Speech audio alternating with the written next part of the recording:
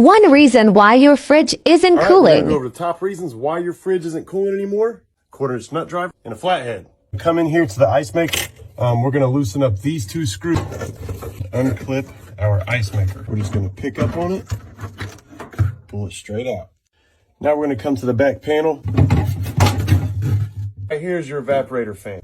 Just make sure it spins freely. If it doesn't, it could mean the bearings in the motor are bad. And then make sure you don't have any ice buildup that's preventing it from spinning. We're gonna take out the screws that hold the panel in, and that's this one over here and this one here.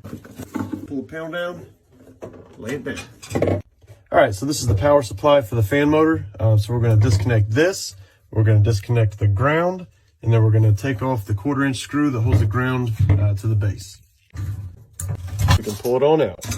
Also, make sure these fins here on your coil, don't bend them, all right? That's bad for it. But what this guy does, this is your evaporator fan. It's to draw air across the coils, that way it removes all the warm air. It's also meant to circulate the air and run it down into the fridge. We're gonna take these two 1/4-inch screws out. I'm gonna take this 1/4-inch screw out and that 1/4-inch screw out.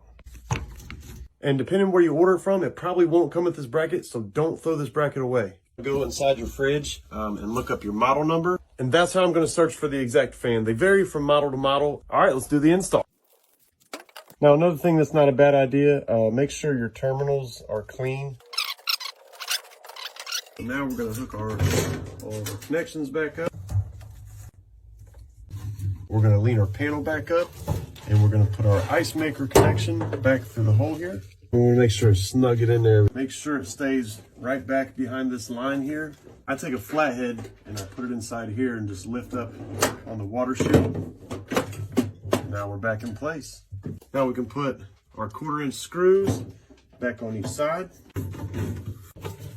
Now we're ready to put our high-tech air regulator in. We want to make sure it fits down inside there. And then we want to get all these clips back in, nice and tight. They can be a little tricky. The best way to do it is push down on this top, pop them right in.